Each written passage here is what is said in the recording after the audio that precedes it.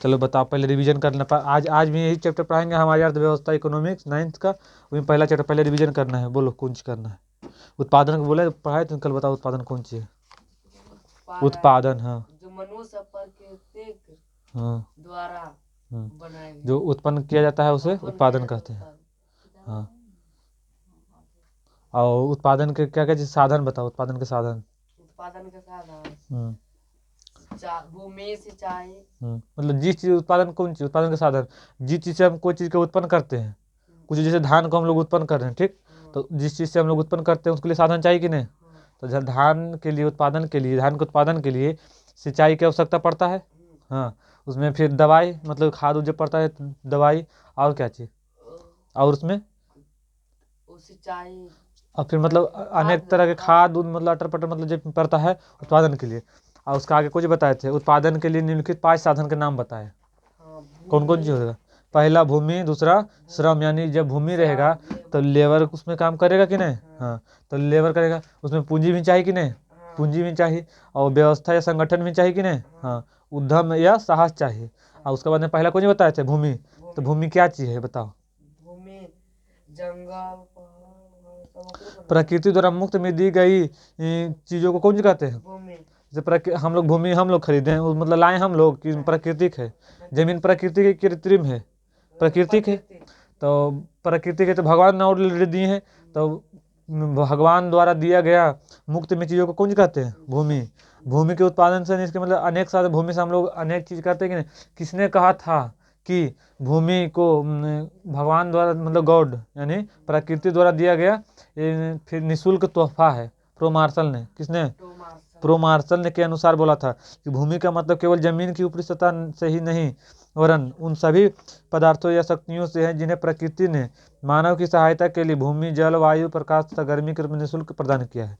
जैसे हम लोग के भूमि तो किसने, भगवान ने दिया है। जल, जल प्रकृति कृत्रिम, प्रकृति है। तो वायु प्राकृतिक है। तो ये पैसा लगा के लेते हैं कि फ्री में, फ्री में, तो फ्री में लेते हैं। तो ये भगवान द्वारा क्या चाहिए, निःशुल्क है, मतलब बिना पैसा प्रदान किए। किसने प्रदान किया, तो यह बात किसने बोला था, प्रो मार्शल ने। प्रो मार्शल ने कौन चीज, प्रो मार्शल ने। मार्कर किधर है,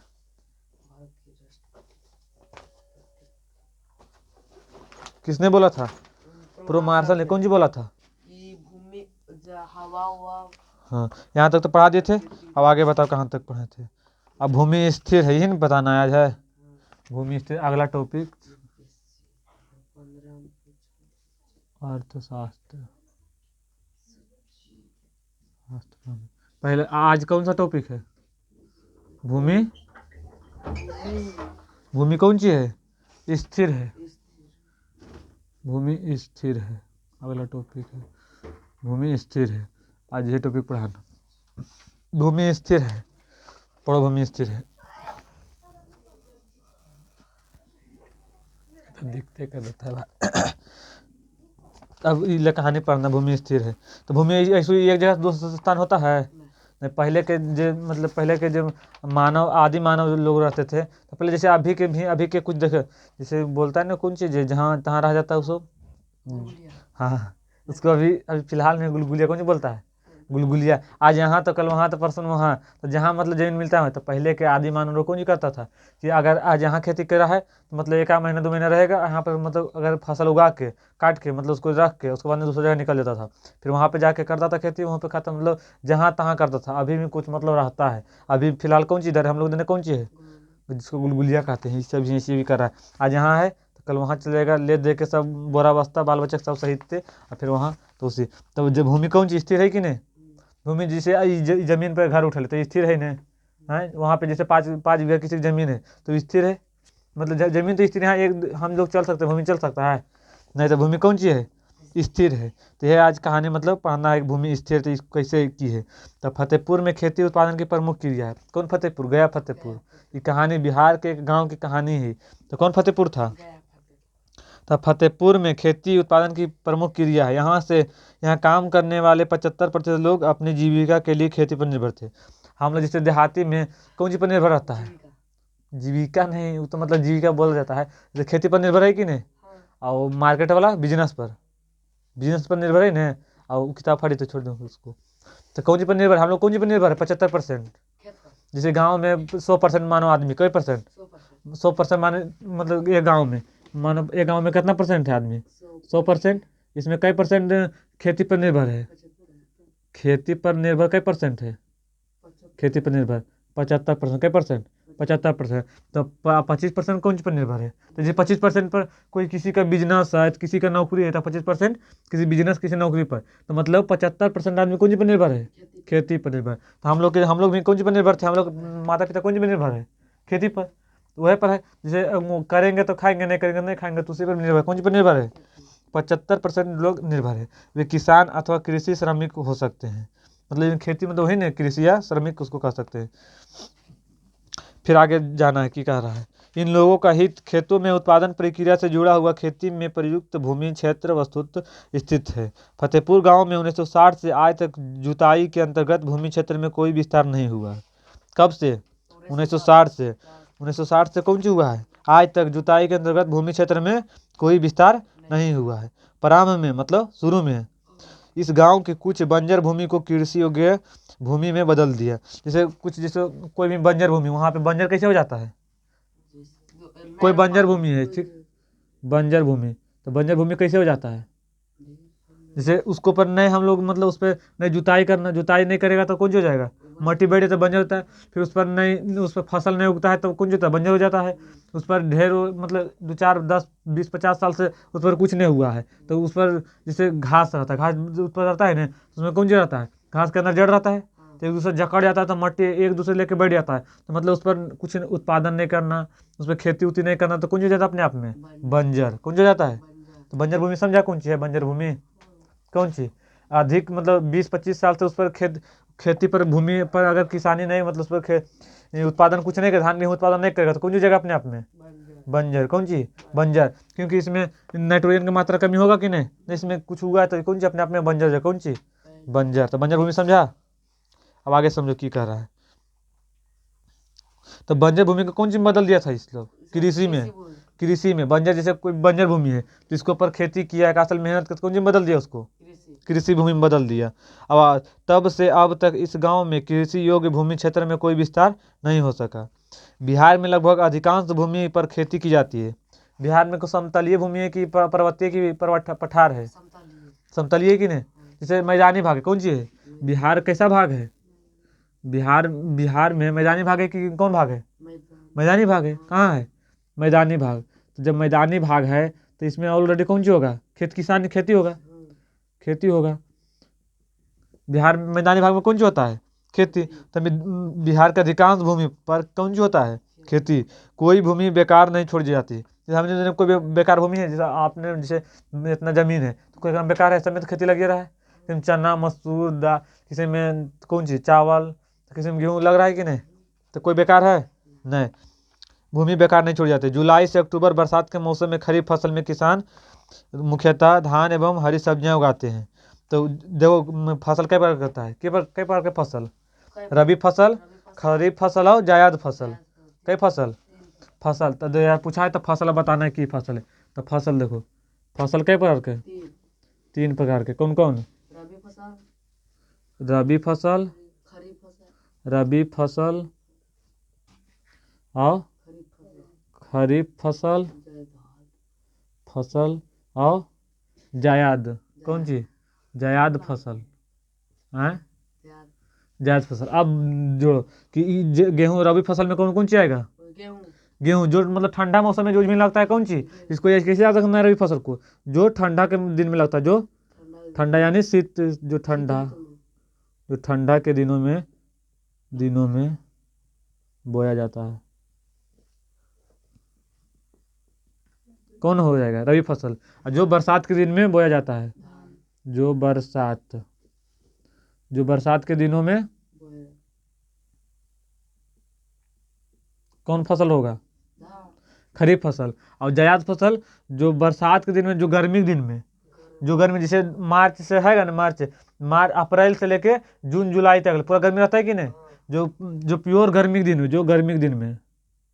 जो गर्मी के दिनों में बोया जाता है। सबके एग्जाम्पल बताएंगे। बोया जाता है कौन फसल? जायद फसल। कौन फसल? तो पहले कौन ठंडा के दिनों में तभी कौन दिन है, ठंडा है। ठंडा। तो अभी अभी अभी ध्यान लगाओ कौन कौन से अभी रोपा हुआ है, मतलब बोया हुआ है। गेहूं, पहले तो गेहूँ आ जाएगा, चना, गेहूँ। दूसरा मैंने चना, मसूर, सरसों। केरा, कौन फसल है, कौन फसल, रबी फसल। कौन दिन में है, ठंडा दिन में है। हाँ, तो कौन फसल, रबी फसल। गेहूँ चना ऐसे पूछ देगा कि निम्नलिखित में, उसमें पूछा कि निम्नलिखित में कौन रबी फसल है। तो गेहूँ चना मसूर ये सब कौन सी है, रबी फसल, रबी फसल। रबी फसल अब भुलाएंगे कैसे, अब कैसे नहीं भुलाएंगे, तो कौन सी याद रखना है, जो ठंडा के दिन में लगता है, रबी फसल। तो ठंडा के दिन में ऐसे ध्यान में आ जाते कि किराए मसूर खेसारा तो सारा कौन सी दिन में लगता है, ठंडा, ठंडा के दिन में। तो कौन सी, रबी फसल। खरीफ फसल जो बरसात के दिन में लगता है, जो बरसात के दिन में, तो कौन सी बरसात के दिन में, धान, धान। आओ कपास, कपास, आओ गन्ना। गन्ना, गन्ना तो सब दिन इशू होता है, यूज होता है। अब कौन सी, मकई। मुख्य रूप से मकई इसमें भी होता है, लेकिन मकई सब दिन, मकई इसमें भी होगा। बरसात के दिन मकई होता है कि नहीं। हाँ, तो धान, धान कपास मकई कौन फसल, खरीफ फसल। कौन फसल। खरीफ फसल, और देखो जायद में कौन कौन आएगा, जो गर्मी दिन में होता है। तो जो गर्मी दिन में कौन चीज लगाएगा, खीरा लगाएगा कौन दिन में, अभी लगा है ना, जैसे अभी कोई लगा रहा है, बाबा लगा रहा है अभी। तो कौन फसल अभी, तो खीरा कौन फसल है, खीरा, ककड़ी। कौन फसल, जो जैदा, पानी वाला फल रहेगा ना, वो गर्मी के दिन में। तरबूज कौन फसल, तारुके, जायद फसल, तरबूज। और जो उसको बोलता है भिंड, बोड़ा, बोड़ा ना बोला है उसमें, जो अभी दिन में लगा है कि नहीं। तो कौन सी, अब बोड़ा के शुद्ध शब्द में कौन सी कहते हैं, देहाती भाषा में बोड़ा कहते हैं उसको, कौन सी कहते हैं। अच्छा, छोड़ने बोड़े लिख देंगे, की दिक्कत है, इतना हंसला कौन बढ़ाते हैं, बोड़ा नहीं। और उसके बाद में भिंडी, भिंडी भी लगा है कि नहीं, भिंडी। झिंगी, हाँ, मतलब वह सब फिर परवल तरवल अटर पट्टर जो ही लगता है। तो जायद फसल समझिए जो गर्मी दिन में लगता है। तो गर्मी दिन में कब, जैसे अभी अभी अप्रैल से गर्मी स्टार्ट होगा, तो अप्रैल मई जून 3 महीना लगता है ना, अप्रैल मई जून। तो जो गर्मी के दिन में बोया जाता है, खीरा, ककड़ी, तरबूज, बोड़ा, भिंडी कौन है, जायद फसल। कौन फसल, जायद फसल। अब अभी हम लोग जे में लिखा था, चल ठीक है। अब मास्टर के बताता है दुइये गो, रबी फसल और खरीफ फसल। आई नहीं बताता जानबूझ के, ये सब झूठे मूठे जानबो नहीं करता है, कोई ठीक नहीं है, जानबो नहीं करता उतना लाग, उतना डिटेल से नहीं पढ़ता तो नहीं जानता है। तो फसल कई प्रकार के, 3 प्रकार के। और बताता है दुइये प्रकार के, रबी फसल और खरीफ फसल बताता है कि नहीं। तो 3 गो होता है, कई गो, 3 गो। रबी फसल में जो ठंडा के दिन में बोया जाता है, रबी फसल। जैसे गेहूँ चना मसूर सरसों कौन सी है, रबी फसल। और खरीफ फसल जो बरसात के दिनों में बोया जाता है, धान कपास मकई कौन सी है, खरीफ फसल। जायद जो गर्मी के दिनों में बोया जाता है, जायद। खीरा ककड़ी तरबूज बोड़ा भिंडी कौन सी है, जायद फसल। समझ नहीं आता, कोई दिक्कत, उतारेगा कि नहीं, उतार लो, ठीक है, उतार लो। मतलब आगे इसमें टॉपिक में तो बता ही ले, उतार लो इसको, बंद करते जाल। चलो यहाँ तक उतार लिया, इसको मिटा देते हैं बाबू।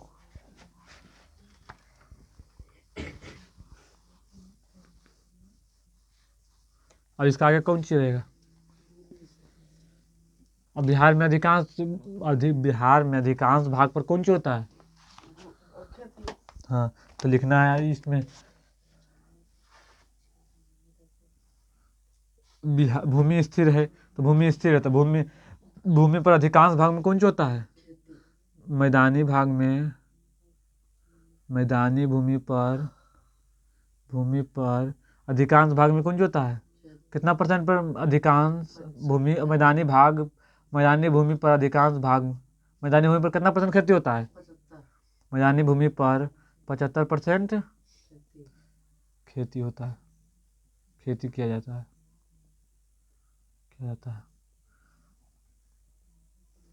मैदानी भूमि में। और कब यहाँ लिखना है, भूमि अपने मानक इकाई को हेक्टेयर में बदलता है, कौन सी में, भूमि अपने मानक इकाई में। जैसे भूमि को हेक्टेयर में नहीं बदला है, जैसे यहाँ गाँव देहात में कौन सी बोलता है, 1 कट्ठा, धूर, बीघा, बोला कि नहीं। तो क्या कर रहा है, तो इसको भूमि मापने की मानक इकाई कौन सी कहते हैं, भूमि मापने की इकाई को कौन सी कहते हैं, हेक्टेयर। कौन सी, हेक्टेयर। भूमि मापने की इकाई को कौन सी कहते हैं, हेक्टेयर।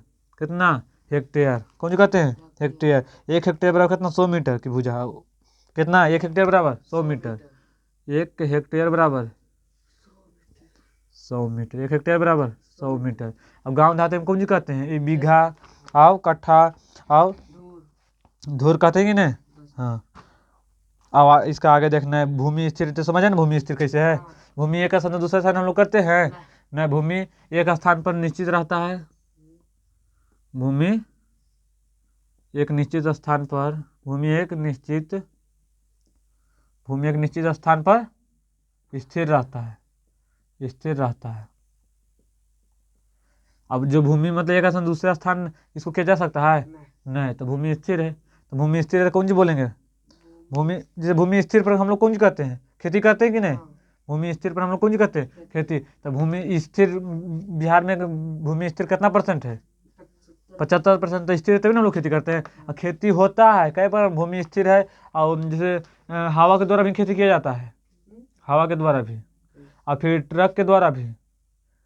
फिर हम लोग जैसे किसी घर में जैसे खेती ना है, ठीक, खेती नहीं है ना, तो क्या करता है, एगो लेता है इतना बड़ा, जैसे उधर जिसमें मछली उछली नहीं आता है, तो वो जो जो कूटा रहता है इतना चौड़ा रहता है, इसमें यहाँ तक मट्टी भर दिया, और ऊपर से क्या करता है, जिसको बल खेती नहीं है तो छत्ता पर खेती करता है। इसमें लहसुन लहसुन लगा दिया दिन में, कौन सी लहसुन है, तो धनिया, कौन सी दालिया। धनिया लगा दिया, तो इनमें खेती हुआ कि नहीं। हाँ, तो वह तो स्थिर खेती कर रहा है। तो स्थिर खेती मतलब जैसे हम लोग खेती, तो कौन सी स्थिर खेती की नहीं, यहाँ तक उतर जल्दी। उसके बाद में आगे की कर रहा है। और स्थिर नहीं है। हाँ?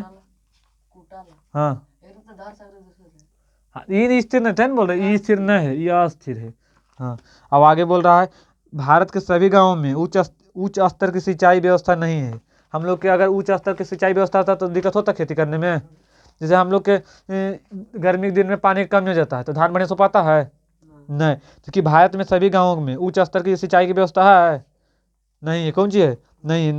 नदियों मैदानों के अतिरिक्त हमारे देश के तटीय क्षेत्रों में अच्छी सिंचाई होती है।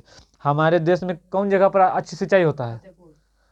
फतेहपुर। वो नहीं, जैसे हम लोग गांव में जैसे जो नदी के किनारे है ओकर पानी मिल जाएगा नहीं बढ़िया से, तो कि कौन अच्छा खेती है हम लोग की तुलना में। जो तटीय जैसे नदी कौन सी है, नदी। ये नदी बह रहा है, ये नदी बह रहा है। और यहाँ पे इसका देखो, यहाँ पे खेत है, कौन सी यहाँ पे खेत है, तो यहाँ पे दिक्कत होगा ना पानी से। नहीं। तो यहाँ पे तो भारत के तटीय के बगल में जो है वो है स्थान, आसानी से खेती, अच्छी सिंचाई होती है। इसके विपरीत पठारी क्षेत्रों जैसे दक्षिण पठार में सिंचाई कम होती है। हम लोग कौन बिहार में आते हैं, दक्षिणी बिहार। दक्षिणी। तो दक्षिणी बिहार में कौन सी होता है, ज़्यादा सुखाड़ होता है। तो दक्षिणी पठार में सिंचाई कम होती है। देश में आज भी कुल कृषि के 40% से भी कम क्षेत्रों में सिंचाई होती है। शेष क्षेत्रों में की खेती मुख्यतः वर्षा पर निर्भर है। हम लोग कौन सी पर निर्भर है, वर्षा पर। हम लोग कौन सी पर निर्भर है, वर्षा पर। तो भूमि स्थिर है, जैसे वो तो अलग मुद्दा है। जैसे हम लोग कौन सी पर स्थिर है, हम लोग 40% कौन सी पर, कम वर्षा पर निर्भर है कि नहीं। 40% भारत में जैसे 100% खेती होता है, कई %, 100%। तो इसमें से 40% सिंचाई हो जाता है, 40% सिंचाई जैसे नदी नहर तटीय व्यवस्था है, तो कौन जी तटीय क्षेत्र से, तटीय क्षेत्र से। अब कई 60 में कितना बचा है अब, तो 60% कौन सी पर निर्भर रहता है, भगवान पर। कौन सी पर, भगवान पर निर्भर रहता है। भगवान पर निर्भर रहता है कि नहीं। तो हम लोग कौन सी पर निर्भर रहते हैं, भगवान पर। अगर भगवान बढ़िया से खेती पड़ गया बारिश, तो धान सबके बह और नहीं हुआ तो सबके जल गया कि नहीं। जैसे यहाँ पे 40% सिंचाई तटीय क्षेत्र में, वो भी तटीय क्षेत्र में, जैसे पश्चिम बंगाल में है। तो पश्चिम बंगाल में है ना महासागर है ना, गंगा वो है कि नहीं, ब्रह्मपुत्र नदी है, तो ओकर बगल में रहेगा। जैसे हम लोग की नदी है तभी पानी बह रहा है, तो उसमें मतलब उससे हम लोग सिंचाई कर सकते हैं कि हम लोग कर लेंगे नहीं। और बगल में वो है ना, जैसे पुंथर है, तो पुंथर सिंचाई कर सकते हैं कि नहीं, तो उसका आसान होता है कि नहीं, हम लोग आसान होगा नहीं। तो कौन 40% सिंचाई तटीय क्षेत्र से करता है, और 60% कौन सी पर निर्भर रहता है, भगवान पर। कौन सी पर, भगवान पर। और 100 मीटर के आगे। 1 हेक्टेयर बराबर 100 मीटर, 100 मीटर। वो वाला। ई वो एक है। 1 हेक्टेयर का है, आधा का हेक्टेयर का है, 1 हेक्टेयर बराबर। अब आगे देखो, बहुविध फसल प्रणाली। देखो पहले समझना, यहाँ लिखना तो है, तो लिख लेगा, बाद में हम लिखा देंगे। बहुविध फसल प्रणाली कौन सी है, एक वर्ष में किसी भूमि पर एक से ज़्यादा फसल पैदा करने को बहुविध फसल कहते हैं। बहुविध मतलब समझ रहा, पहले लिखो अगला, बहुविध, बहुविध बहुविध फसल प्रणाली, बहुविध फसल प्रणाली। पहले इसका शब्द समझो की कहना चाह रहा है, उसके बाद नेट हो जाएगा। ये की कहना चाह रहा है, फसल मतलब समझ रहा है, प्रणाली मतलब फसल प्रणाली तो समझ गया, बहुविध समझ नहीं ना। तो बहुविध, बहु मतलब ज़्यादा, एक से ज़्यादा कौन चीज़, बहु, एक से ज़्यादा कौन चीज़, बहु। बहु जैसे बहुत ज़्यादा है कि जैसे एक चीज़, तो जैसे कोई एक आदमी तो कौन चीज़ है, बहु नहीं है। और एक से ढेर है तो कौन चीज़ हो गए, ये तो ढेर है तो बहुत ज़्यादा आदमी था वहाँ पे। नहीं कहता है कि अगर मोदी जी आए थे तो बहुत आदमी था, कौन चीज़, बहुत आदमी। तो बहुत विध फसल प्रणाली, तो बहुत विध फसल प्रणाली कौन चीज़ है, तो पहले समझना है। एक वर्ष में मतलब एक ईयर में, एक साल में, समझा। एक साल में किसी भूमि पर एक भूमि लिया, उस पर एक साल में एक से ज़्यादा फसल का पैदा करना कौन सा लाएगा, बहुविध। ये एक साल में, जैसे एक जो 2026 है, 2026 से 2027 के मतलब एक साल 2026 पूरा जनवरी से लेकर दिसंबर तक एक भूमि पर, जैसे इकट्ठा लिए तो एक भूमि पर एक से ज़्यादा फसल का पैदा करना कौन सा लाएगा, एक से ज़्यादा फसल का उत्पादन करना कौन सा लाएगा, बहुविध फसल। बहुविध फसल कौन सी है, समझ जाएगा। एक वर्ष में कौन सी, कई वर्ष में, एक वर्ष में, एक वर्ष में कौन सी, एक वर्ष में किसी भूमि पर मतलब किसी भी भूमि पर, मतलब जैसे एक भूमि लिया, एक वर्ष में किसी भूमि पर एक फसल से ज़्यादा फसल का पैदा करना, एक फसल से ज़्यादा फसल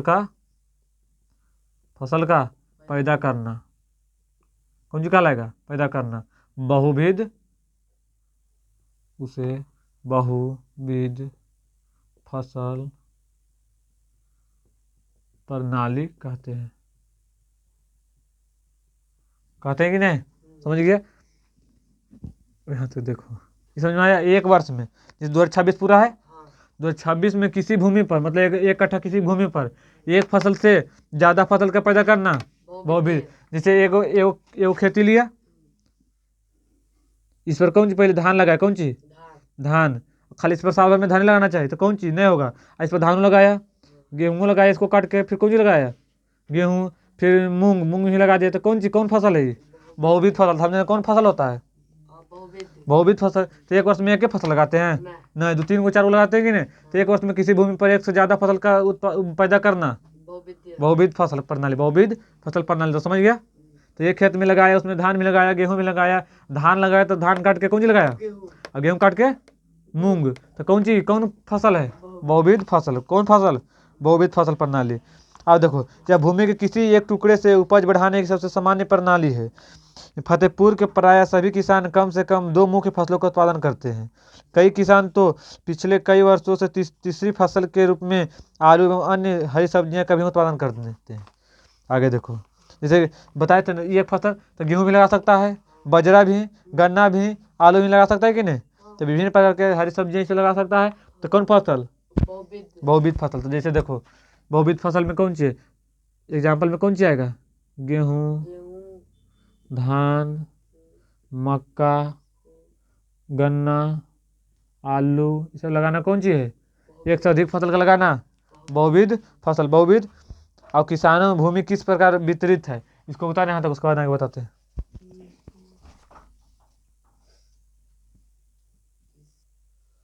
अब आगे बताओ, दूसरा कौन सी बताया, श्रम, यानी श्रम मतलब लेबर, कौन सी, श्रम। श्रम मतलब लेबर।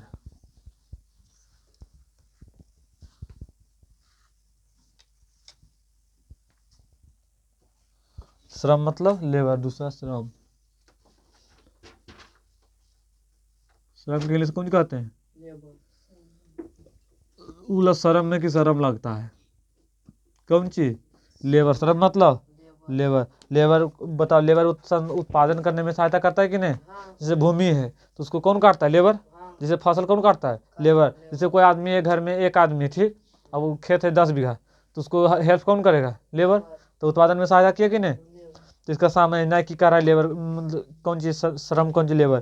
तो श्रम उत्पादन का दूसरा महत्वपूर्ण साधन है कि नहीं। हाँ, श्रम जैसे लेबर उत्पादन के लिए दूसरा, जैसे पहला उत्पादन जैसे खेती से हुआ, तो दूसरा ये भी करेगा ना हेल्प। तो श्रम उत्पादन का दूसरा महत्वपूर्ण साधन है। श्रम के बिना किसी प्रकार का उत्पादन संभव नहीं है। जैसे घर बना रहा है तो लेबर के बिना काम हो जाएगा, बन जाएगा नहीं। तो श्रम के बिना उत्पादन संभव नहीं है। अध्ययन की दृष्टि से श्रम दो प्रकार के होते हैं। कितना प्रकार के? 2 प्रकार। एगो शारीरिक श्रम, एगो मानसिक श्रम। कौन श्रम? शरीर की शारीरिक मतलब जो शरीर से, मतलब जैसे लेबर, जो शरीर से टाइट हो रहा है तो कौन श्रम, कौन लेबर? शारीरिक लेबर।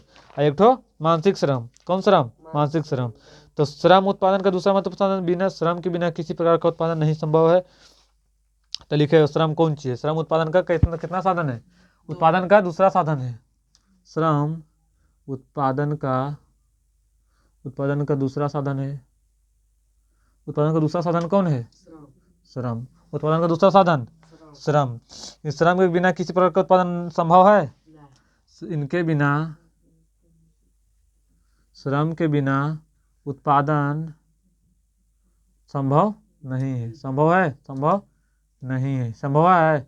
नहीं है। और श्रम है, और श्रम कितने प्रकार के होते हैं? 2 ये 2 प्रकार के होते हैं। कई प्रकार के? ये 2 प्रकार के होते हैं। पहला कौन है? शारीरिक श्रम। पहला शारीरिक श्रम। दूसरा मानसिक। मानसिक श्रम। मानसिक मतलब जो जो दिमाग से, मन मतलब जो दिमाग से होता है। मानसिक श्रम जो शरीर से होता है। जो शरीर से उत्पादन में सहायता दे। कौन चीज? जो शरीर से उत्पादन में शारीरिक तथा मानसिक दोनों श्रम का उपयोग किया जाता है। श्रम को उत्पादन को सक्रिय साधन कहा जाता है। सक्रिय साधन किसको कहा जाता है? श्रम को उत्पादन का कौन कहते हैं? श्रम को उत्पादन का सक्रिय उत्पादन कहते हैं। तो शारीरिक मतलब जो शरीर से किया जाता है, जो शरीर से उत्पादन किया, जो शरीर से, जैसे हम आईटा ढोंगे, आईटा ढो के मतलब बिल्डिंग बनाते, कौन श्रम? शारीरिक। जो शरीर से किया जाता है, जो शरीर से किया जाता है, कौन श्रम? और जो मानसिक, जो मन से मतलब जो दिमाग से किया जाता है, जो दिमाग से किया जाता है वो मानसिक। जो दिमाग से किया जाता है मानसिक। जो शरीर से किया जाता है शारीरिक श्रम। जो दिमाग से किया जाता है, जो दिमाग से किया जाता है मानसिक श्रम। जो शरीर से किया जाता है शारीरिक श्रम। और इसका आगे देखो कौन कह रहा है। अब आगे इसका देखना है कि उत्पादन में शारीरिक तथा मानसिक दोनों श्रम का उपयोग किया जाता है। उत्पादन में जैसे कोई भी देखो, जैसे फैक्ट्री है तो फैक्ट्री में कितना शरीर से कोई काम कर रहा है। जैसे भट्ठा है, ठीक, भट्ठा है ना, तो वहाँ पे कौन शरीर से कोई आइटा ढो रहा है, तो वहाँ पे कौन रहता है? वो ठेकेदार रहता है कि नहीं? तो ठेकेदार कौन चीज़ काम करता है? मानसिक से, कि दिमाग लगाएगा कि आज कहा हजार आइटा बिका है, कहाँ से कोयला आएगा, कहाँ कितना लेबर को पैसा देना है। तो ये भी मतलब श्रम है, मतलब लेबर है ना है। तो दिमाग भी क्या चीज़ है? लेबर एक तरह से। तो मानसिक श्रम जो दिमाग से काम कर रहा है, कौन चीज़? मानसिक श्रम। और जो मतलब जो शरीर से का जो आइटा उटा ढो रहा है, उसको जो शरीर से काम करता है, कोई मतलब है कि होगा नहीं होगा भट्ठा के, वो तो खाली आइटा दिन में ढो रहा है। तो कौन चीज़ है? शारीरिक श्रम। शारीरिक श्रम। मानसिक जो मन दिमाग से हो रहा है मानसिक, तब समझना की कर रहा है। श्रम को उत्पादन का सक्रिय साधन कहा जाता है, लेकिन उत्पादन के साधन के रूप में शारीरिक अथवा मानसिक श्रम आर्थिक उद्देश्य से किए जाने चाहिए। अर्थात भूमि के अतिरिक्त श्रम उत्पादन का दूसरा आवश्यक साधन है। उत्पादन के लिए बहुत ज़्यादा परिश्रम की आवश्यकता होती है कि नहीं? जैसे शरीर जो एटेड हो रहा है तो कितना परिश्रम करना पड़ता है उठाने पर। जैसे कोई भी मतलब रिक्शा चला रहा है तो कितना परिश्रम उसको करना पड़ता है कि नहीं? तो बहुत ज़्यादा परिश्रम की आवश्यकता होती है। खेती के लिए छोटे किसान अपने परिवारों के साथ अपने खेती में स्वयं काम करते हैं। जैसे जो छोटा हमनी सब है तो 5, 6, 7, 8 बीघा है, तो मतलब इसको लेबर उतना लगाना पड़ता है? अपने से सब बाल बच्चा मिलकर कर देता है कि नहीं? तो कुछ अपने, जिसका 50 बीघा है बिना लेबर को हो जाएगा? नहीं।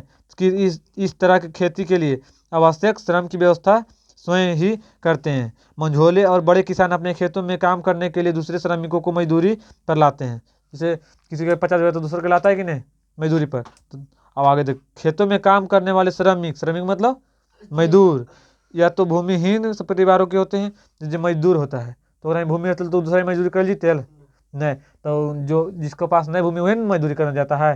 तो कौन चीज़ है? श्रम जो लेबर है कौन चीज़? भूमिहीन है। कौन चीज़? भूमिहीन परिवारों से के होते हैं या सीमांत किसान के होते हैं। शायद ही किसी श्रमिक के पास अपनी भूमि होती है, प्राय वे दूसरे के खेतों में कार्य कर अपने परिवारों को जीवोक उत्पादन करते हैं। दूसरा से कमा के लाता है तो उन्हें कुछ करता, अपना बाल बच्चा के जीवन यापन करता है। जीवन मतलब जीवन बचाता है कि नहीं दूसरा करके। जैसा कि अधिकार नहीं, आओ आगे इसको देखो। जो खेतों में काम करने वाले श्रमिकों यानी लेबर का उगाई गई फसल पर कोई अधिकार नहीं होता। जैसे खेती है, किसी की खेती है, हम जाकर उसमें किए तो अधिकार है उसको, उसका अधिकार के हम, मेरा अधिकार है। लेबर का अधिकार है कि या ठेकेदार का? जैसे किसी के गया करने के लिए, जैसे जो भी है अपन गाँव में जैसे अटियाने गया, ठीक, तो अटिया तो जिसका खेत है उसका अधिकार है कि उसका अधिकार है? इसका अधिकार। ये मन रहेगा तो धान दे देगा तो पैसा दे देगा, देता है कि नहीं? किसका अधिकार रहता है? जो ठेकेदार, जिसका जमींदार है, जमींदार का अधिकार रहता है। अब आगे इसको देख, अधिकार नहीं होता जैसे किसानों का होता है, बल्कि उन्हें उन किसानों द्वारा मजदूरी मिलती है जिसके लिए वे काम करते हैं। मजदूरी नगद या वस्तु जैसे अनाज के रूप में हो सकती है। अब देखो, मार्शल के अनुसार श्रम का मतलब मनुष्य के आर्थिक कार्य से है। किसके अनुसार? मार्शल। आपको जो बोला था, मार्शल को नहीं बोला था कि भगवान के द्वारा दिया हुआ निःशुल्क वायु, जल और प्रकाश, धूप, ये सब कौन चीज है? निःशुल्क है। क्या बोला था? मार्शल। अब फिर बोल रहा है मार्शल के अनुसार श्रम का मतलब लेबर का मतलब क्या चीज है? मनुष्य के आर्थिक मतलब पूंजी, जैसे पैसा हमको नहीं है तो श्रमिक मतलब लेबर का मतलब कौन चीज है? मनुष्य का आर्थिक कार्य से है, चाहे वह हाथ से किया जा सकता है या मस्तिष्क से। समझ गया? अब आगे इसको पढ़ाना है कल। अब कौन जी कहता है? पूंजी कहता है। पूंजी अब कल पढ़ाएंगे। कौन सी पूंजी? यहाँ तक उतार लो, उसके बाद अब आप लोगों को कल पढ़ाएंगे। यहाँ तक धन्यवाद।